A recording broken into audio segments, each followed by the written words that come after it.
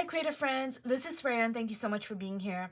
So I have a few of these portraits that I did from my previous video on how to build a face. So I thought I would make a video to illustrate how we can push colors in our portraits. Now when we think about painting skin colors, we usually tend to gravitate towards natural tones like peaches, browns, and tans. But if we can go beyond the basics and really push these color choices, we can create unique portraits that are full of emotion and life. So I'm going to just show you a few examples first.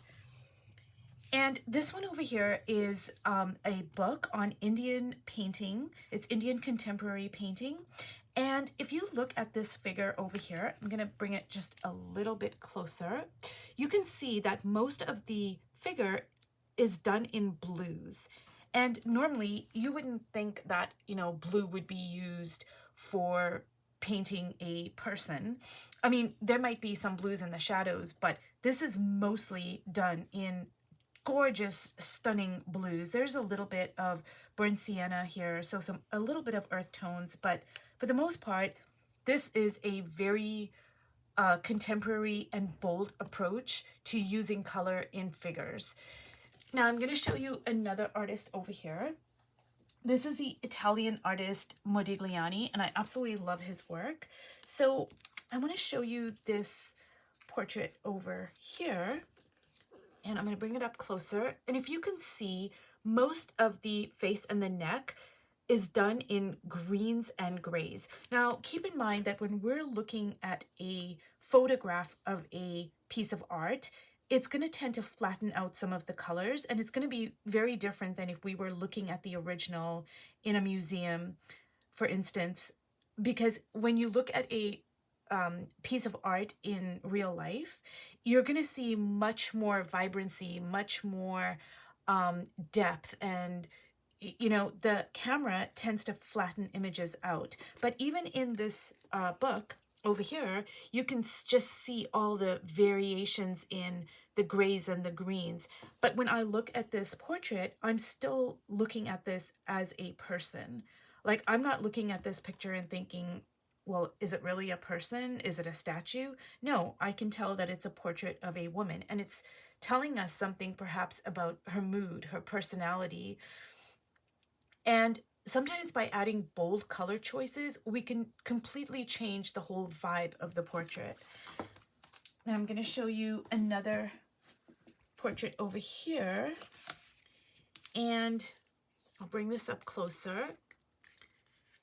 And if you look at the shadows of the face, there are a lot of greens and grays, and it's very masterfully done. And even over here, I'm going to bring this up closer.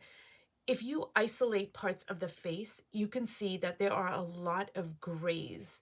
But when I look at this photograph right here of the painting, I am reading it as a person, and a very well rendered portrait of a woman. But when you isolate the parts and look at it in an abstract way, even of the hair and underneath her eyes, you can see that there's a lot of grays and greens that are being used.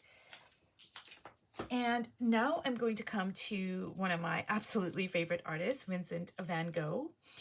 And this over here is a portrait of Dr. Gachet. And I'm just going to tell you an interesting little story about this portrait. So Dr. Gachet treated Van Gogh in the asylum that he was at, and Dr. Gachet was a really, really kind man, and so Van Gogh really took to him. I mean, at that time, in the late 1800s, mental patients were treated with so much contempt and disdain and abuse, and Dr. Gachet was not like that. So Vincent Van Gogh wanted to show his appreciation to Dr. Gachet, and so he painted a portrait of him and gifted the painting to the doctor. Well, these portraits over here at that time were considered to be very scandalous, and, Van Gogh was mocked savagely for his portraits, because up to that time, portraits were very realistically rendered, and, there were certain colors that were used that, Van Gogh stepped out of that paradigm. And so Dr. Gachet did not want to hurt Van Gogh's feelings, so he accepted the portrait, but then he took it home and he took it out to his chicken coop and took a hammer and hammered it onto the wall of his chicken coop. And, you know, it was found generations later by Dr. Gachet's descendants. And of course, you know, it's worth like, you know, who knows how many hundreds of millions of dollars or whatever. But at the time, because Van Gogh used such bold color choices for his portraits, it was looked down upon. And of course, now we can see the brilliance of his brush strokes and his color choices. But if you look at the parts of the face, he uses very unusual color choices. Like even over here, there's a lot of greens and grays and blues. And again, you know, the photographs in the book have flattened out a lot of the colors. But if you look at the originals, you know, Van Gogh is probably one of the earliest examples of using really unexpected colors in new ways for portraits. So I hope that just gives you an idea of how you can step outside your comfort zone and use really different colors for your portraits. So we're going to get back to this portrait over here. And I have picked some colors out here. This is a cad red light and this is a pink, and I'm going to mix these two colors together and make a very, very vibrant reddish pink, leaning more towards the red. And then I've picked a blue, and it's this blue over here, which is a cerulean blue. Now, color is quite complicated. So I'll just try to like simplify things as much as possible, but so I'll give you an example. Both of these are reds. This is a cad red light, and this is an alizarin crimson. Now, even though both of these are warm colors, one of these is super warm, and it's the cad red light because it leans more towards the yellows. So this is a very, very warm red, and this over here is a cooler red because it leans more towards the blues. And it's the same for the cool colors. So I'll give you an example here. So this is cerulean blue. It leans more towards the cool side because you're going more towards a green. And this over here is the ultramarine blue, and it leans more towards the warm side because it's leaning more towards red. And this is one of my favorite blues, the ultramarine blue, and I think it's because it's a warm blue. I tend to gravitate towards the warm colors. So even in the warm colors, there are warms that lean more towards the cools, and even in the cool colors, there are cools that lean more towards the warms. But this over here is a cool blue, and I'm going to use that. And this over here is a magenta. So I am going to use this.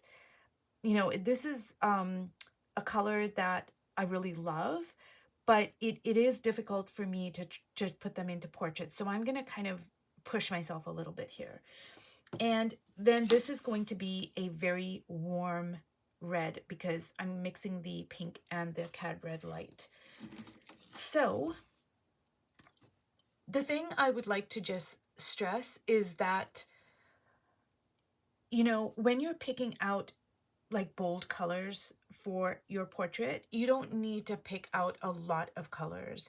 You need to consider your color palette, and I think if you limit it to 1 to 3 colors to start off with, that is a really good starting point. Now, there are masters that are way more skilled than I am that could probably, you know, add 5 or 6 or more bold colors, but I am not there yet. That takes a lot of skill and a lot more knowledge about color than what I have. And I'm always a student, always learning.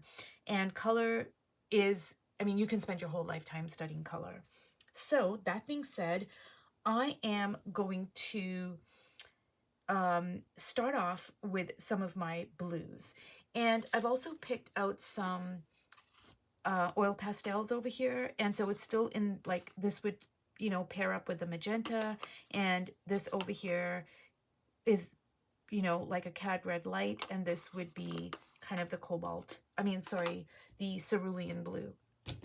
So I'm just going to lay these off to the side here. I don't know if I'm going to use them, but let us see what we can do here. So first I'm going to start off with this magenta color, and I'm going to like water it down quite a bit because I don't want to be heavy-handed with it. You know, a little goes a long way. So I'm going to put it in the shadows here.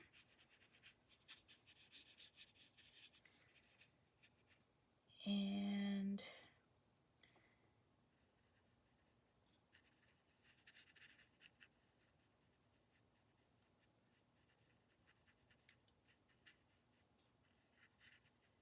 maybe just even bring some into the hair, which might seem a bit strange, but it really can work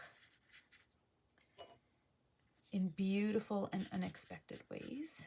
So let me just kind of, oh, that's a little bit too much. I do tend to be heavy-handed with my colors sometimes, and I'm trying to, you know, ease back on that a little bit.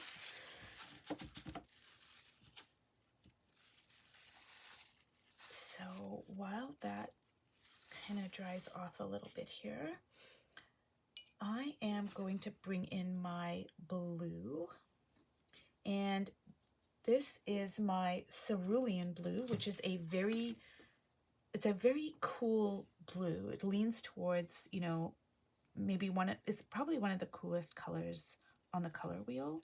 So I'm gonna bring some of that into the hair here.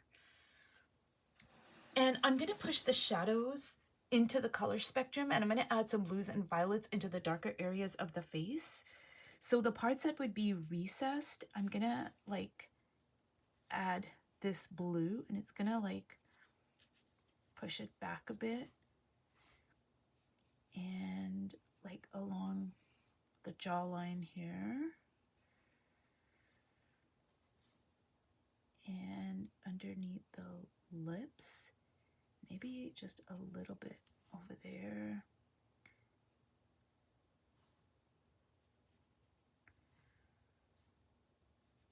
And there.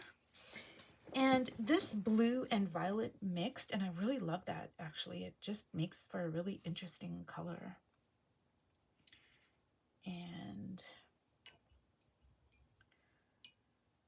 I'm gonna put some of this blue in here.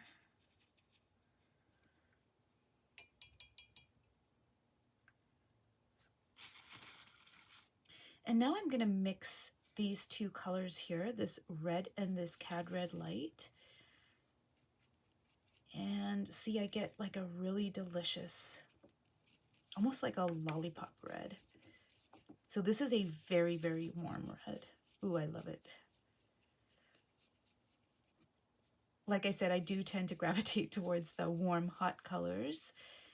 And what I'm gonna do is just bring that into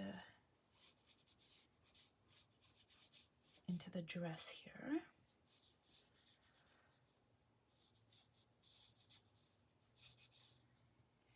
And then I'm gonna bring some of that into the lip area.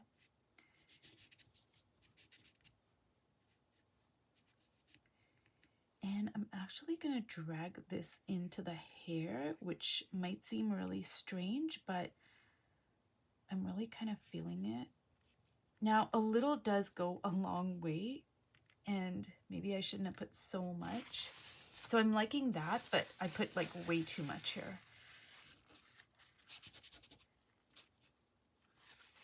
That's okay. I will go over it with some of my violet, but let's just bring some of that into the lips and the nose a little bit.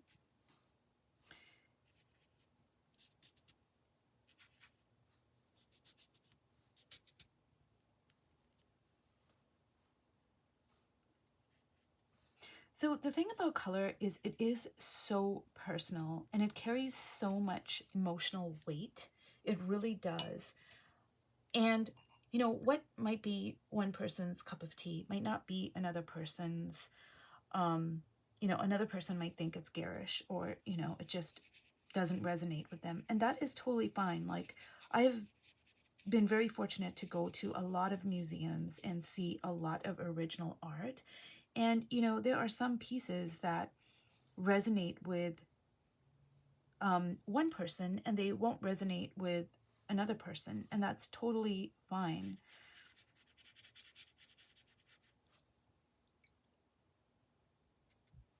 And I'm going to bring in some of that blue.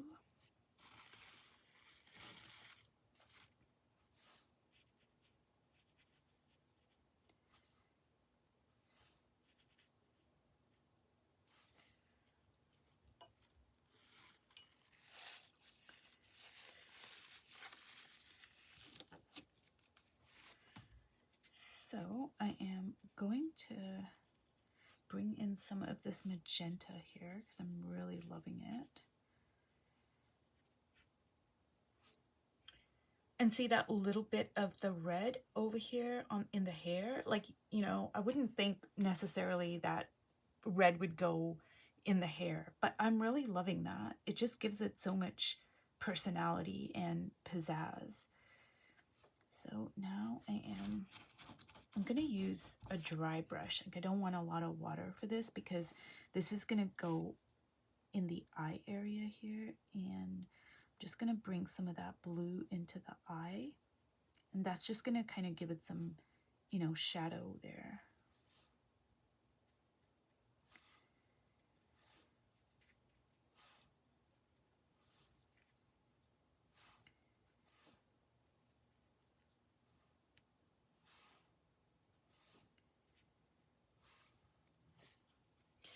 And now I think I am going to use my oil pastels. So here's the thing, color isn't just about aesthetics. It's a powerful tool for conveying emotion, mood, and you can use color to enhance the personality of your subject and tell a deeper story. Plus, it just makes for a more visually interesting portrait. And one of the most exciting things for me anyways about pushing color in portrait painting is it's the perfect opportunity to play, experiment, have fun, and don't be afraid to try new things. Like, mix colors that you normally wouldn't think to mix and put them together. And sometimes the most unexpected combinations produce the most beautiful results. And remember, it's okay to push beyond the realms of reality. Like, while it's great to study and observe natural skin tones and light and how that works together, let your creativity lead you, because color can completely transform your art and make it truly unique and something that only you can do. Because color is just a very personal expression. So I'm really loving, oh my God, I'm really loving this oil pastel here. It's just making some beautiful, beautiful lines.